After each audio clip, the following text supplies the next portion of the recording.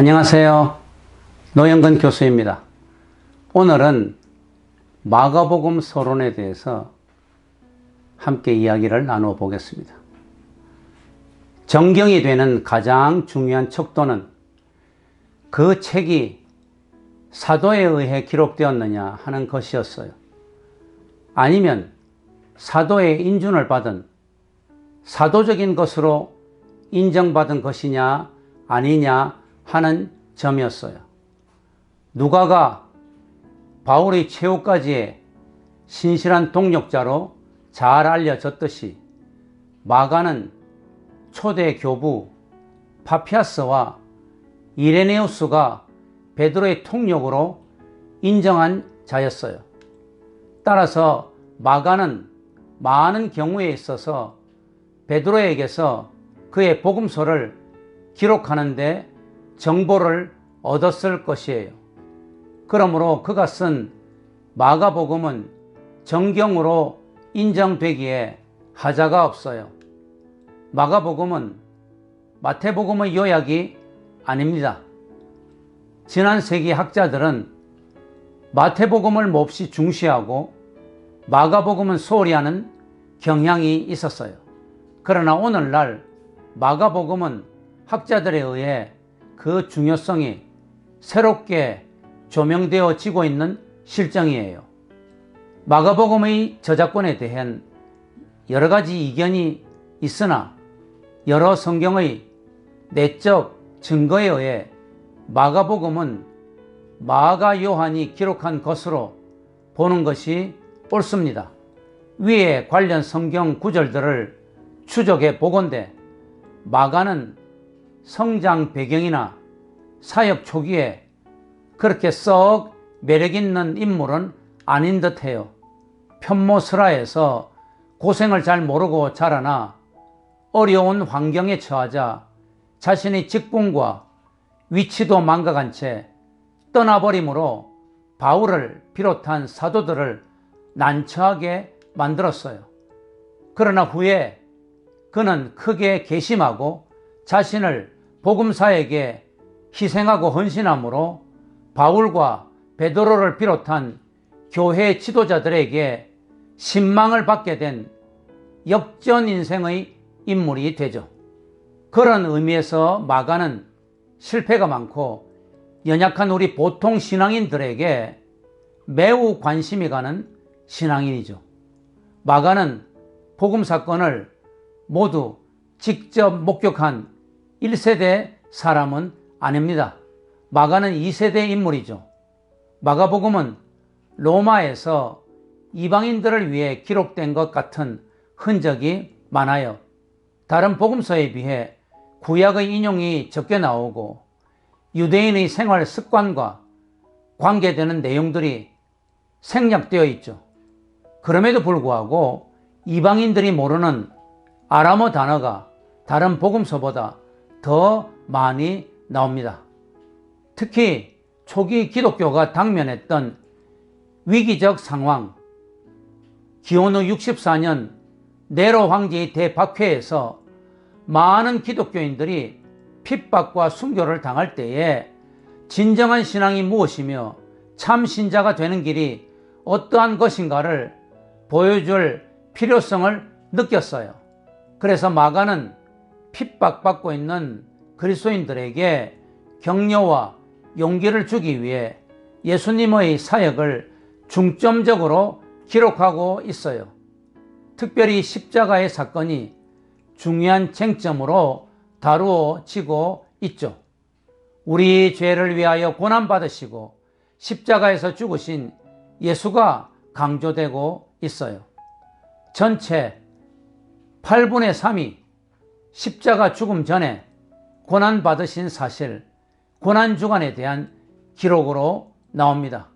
마가복음에는 예수의 인성이 많이 강조되죠. 즉 섬김과 희생이 강조되죠. 마가는 그의 복음서에서 예수님을 부활하시기 전까지는 주님이라 부르지 않고 종의 섬김과 희생을 강조하죠. 하늘과 땅의 모든 권세를 가진 그리스도께서 자신의 통치권을 어떻게 행사하셨습니까? 마가는 예수 그리스도께서 모든 사람들의 종이 되심으로써 그 통치권을 행사하셨다고 주장하죠. 마가는 섬김을 받기 위해서가 아니라 섬기기 위해 오신 종으로서의 메시아를 강조하죠. 종의 가장 큰 섬김과 희생은 대속의 죽음입니다. 종의 가장 큰 섬김과 희생이 대속의 죽음이기 때문에 마가는 예수님의 출생이나 계보에 대해 기록하지 않았어요. 종의 출생이나 족보에 관심을 가질 필요가 없기 때문이죠. 마가복음에는 다른 사람들에 대한 준엄한 고발도 삭제되어 있죠. 종에게는 그런 것이 어울리지 않기 때문입니다. 마가복음은 가장 짧은 복음서임에도 불구하고 예수님께서 행하신 사역을 가장 많이 기록하고 있죠.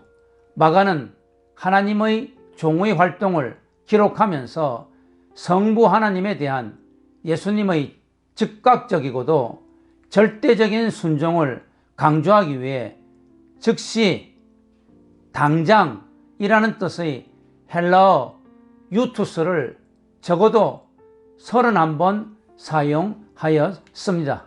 마가복음은 전체적으로 대조법의 구조를 갖고 있는데, 다시 말해 예수님의 십자가 사역을 강조하고 부각시키기 위해서 초반부터 반대자들의 적대 행위를 소개하고 있죠. 첫 번째 문학적인 접근으로 마가에게 있어서 복음이라는 단어는 매우 중요합니다. 그래서 1장 1절부터 16장 15절까지 계속해서 복음이라는 단어를 소개하고 있습니다. 그는 시작부터 복음이라는 단어를 맨 먼저 소개하죠. 복음은 저자 마가에게 있어서 삶의 활력소요, 또한 부담이기도 하였어요. 복음 때문에 마가는 삶의 기쁨과 보람을 가지고 능력을 얻어 살았고, 그 귀한 복음을 전하지 않고는 견딜 수 없는 심정을 가졌어요. 그래서 바울과 베드로를 따라다니며 복음을 전하였고, 그 복음을 기록하여 시공간을 초월하여 만 백성에게 전파해야 한다는 강한 부담을 가졌어요. 마가는 그의 복음서에서 계속해서 복음을 이야기합니다.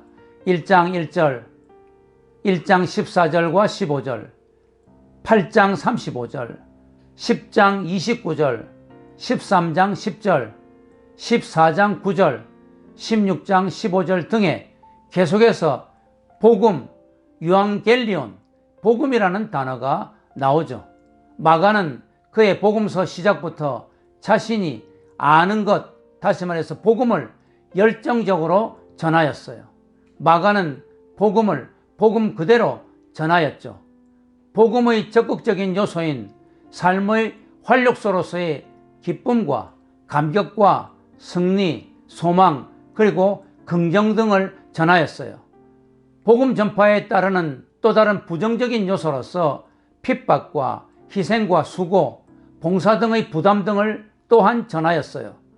언어로서의 복음과 행동으로서의 복음의 상호 관계성과 중요성을 마가는 강조하였어요. 즉, 언어를 행동과 삶으로 나타내라고 마가는 마가복음에서 강조하고 있습니다.